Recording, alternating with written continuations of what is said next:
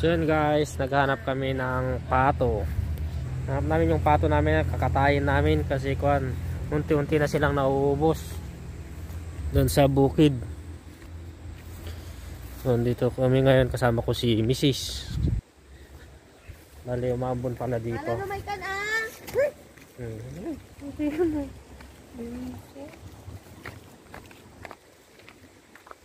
Dito sila sa bukid guys, hindi na yata sila umuwi. O, nandun yata sila oh. Doon. Bale yun yung dating nakakulong guys, pero pinakawala na namin kasi pumapayat na sila sa kulungan nila. Hindi pa naman hindi pa naman tagtanim. Kaya pinalabas namin sila. Doon. Ayan guys, balik. Nandun yung isa. Nahanap ko yung isa dito, mas malaki yung isa. Tsaka yung barako dapat ang kunin natin para hindi naman dadami yun, hindi naman mag-iitlog yun.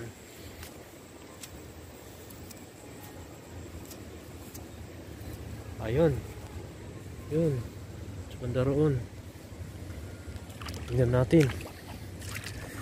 Naghiwalay sila, yung kapatid niya yung isa, nandun sa banda roon. Dati-dati magkakasama sila.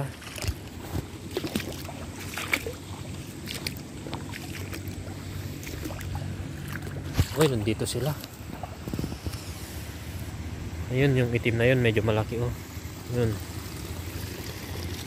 Ito. Konti na lang natira dito guys, kasi ito, kon sila noon. Pero unti-unti silang namatay. Ayun na lang siguro. Yan. I-kuan natin sa kulungan nila. Kasi hindi naman natin mahuhuli itong mga to.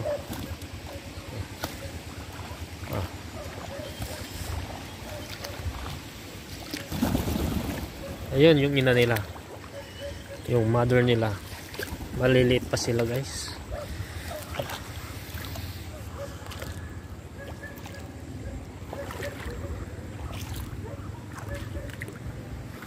Yun. Punta natin sa bahay.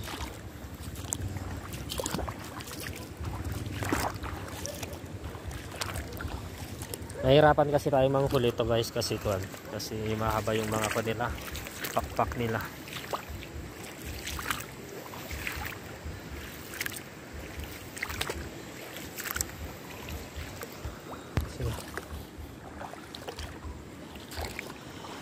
May kulungan sila dun sa bahay, baka dun ko na lang mahuli itong mga to.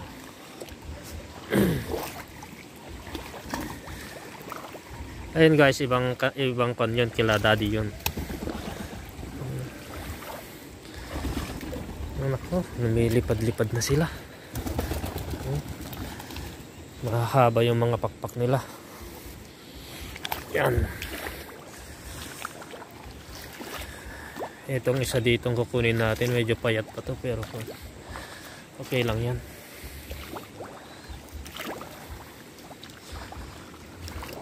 Yun, kukunin natin.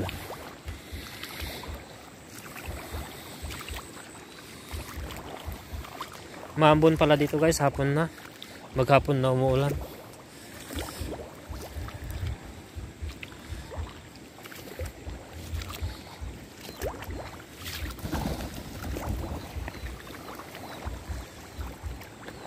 Hirap nating huliin ito. Ayan oh. Ayan. Ayan oh. Mas malaki ito kaysa yung isa.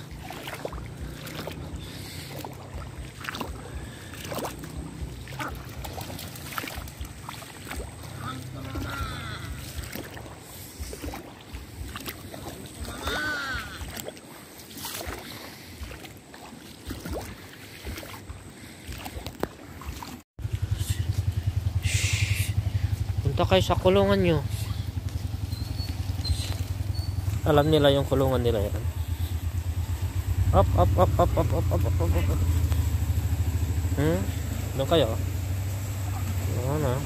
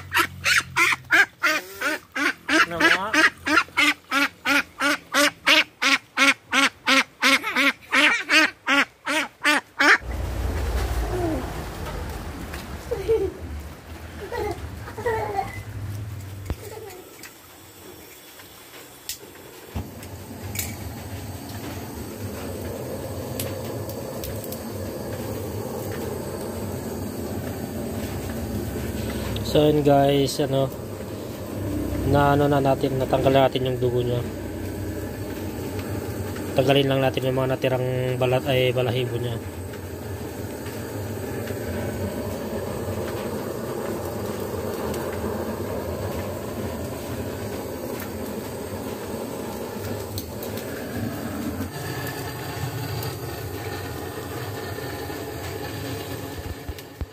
Ayan guys, magluluto na tayo. Adobo ang luto natin. Adobo natin ng mantika. Tapos magkikilawin tayo. Ito. Kilawin. Ihawin natin ito sa Blue Torch. Ito. Nakita ko sa inyo mamaya. Ito yung picture. Sarap ito.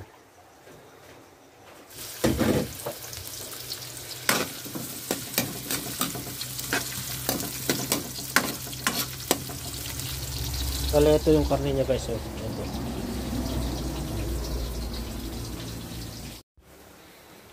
Yan, lalagay na natin guys. Pato.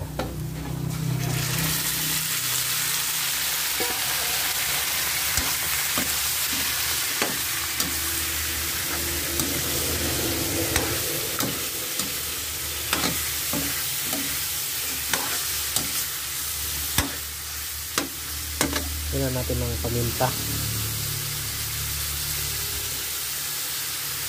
Pamintang durog. Gawin natin kasi mabango ito eh. Para mabango.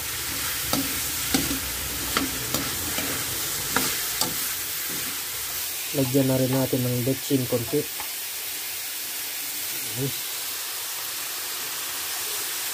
Para sumarap.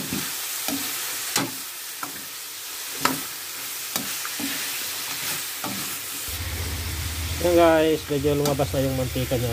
Tignan nyo. Lumabas na. Lagyan na natin ng toyo.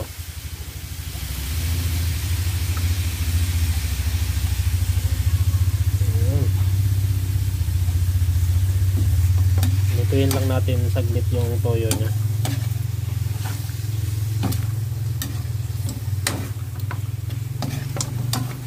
Hindi na ako maglalagay ng suka kasi ito kasi dami po sa hindi kumakain ng dugo. Ito po may suka na to. Bali lalahok natin ito pampalasa. So guys, lagyan na natin ng tubig para lumambot.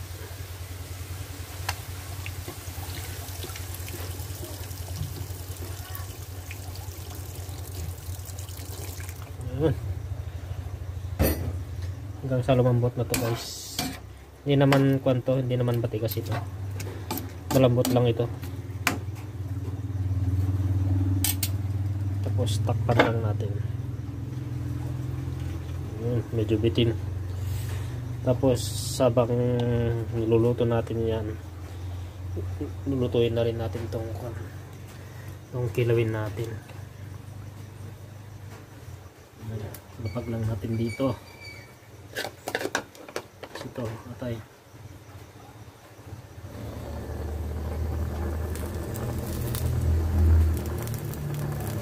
Masarap ito guys kasi kasi bata pa ito.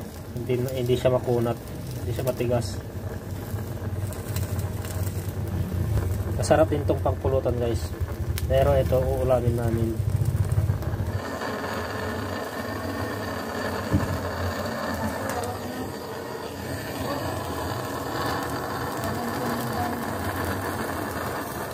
Ayun guys, binaliktad ko lang para maluto ng mabuti sa loob niya. Pero okay na to. Ito yung paminta ay sibuyas tsaka tuya. Ilahalo natin dito. Ayan o. Ayan.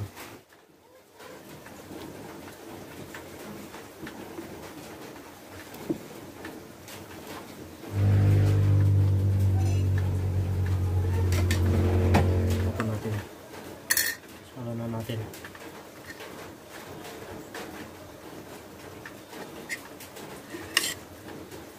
Tapos lagay na natin itong sibuyas tsaka luya.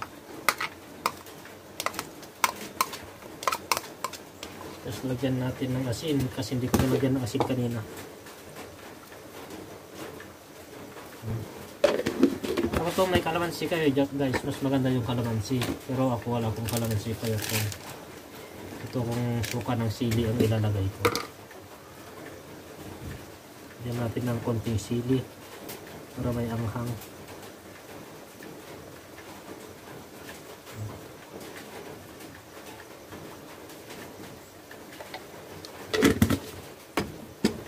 Tapos konting paminta.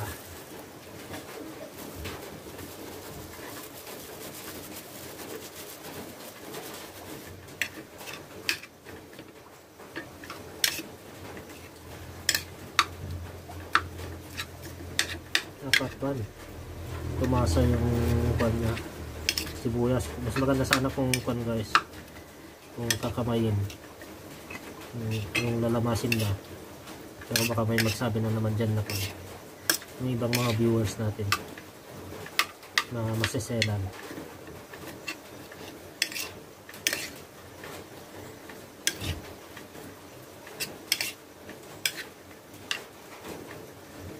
Tikman natin.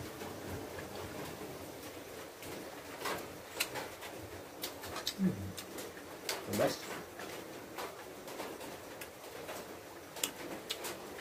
Dami talaga pagpulutan guys. Pero kung malakas mamulutan yung mga kasama nyo, wala, mabilis maubos to.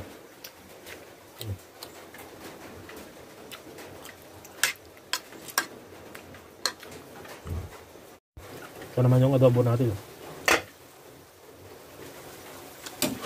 Lapit na.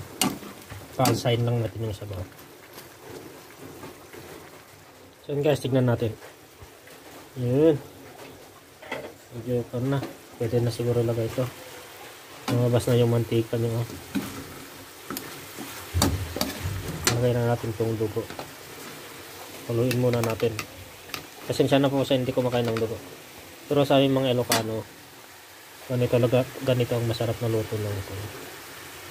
Pato. Sarap din naman yung pure na adobo lang. Pero ito guys, kakaiba yung lasa na ito.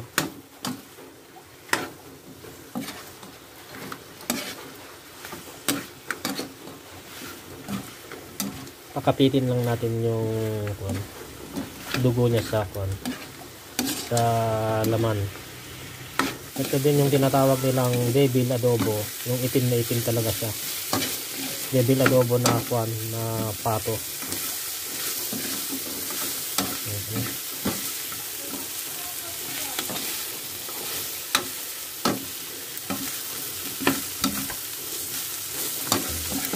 Palabasin natin mabuti yung mantika niya para kumapit din yung lasa niya mabuti sa laman.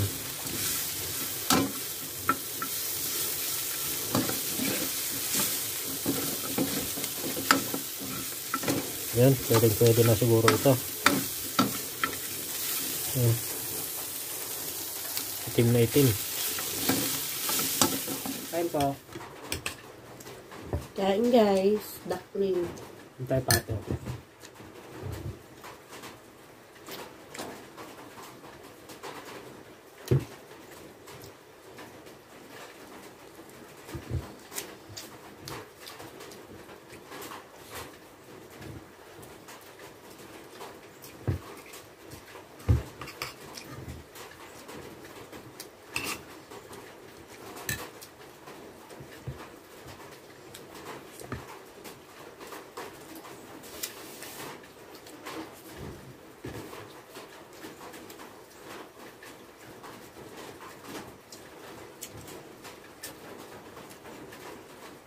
Ulam tayo ng duck.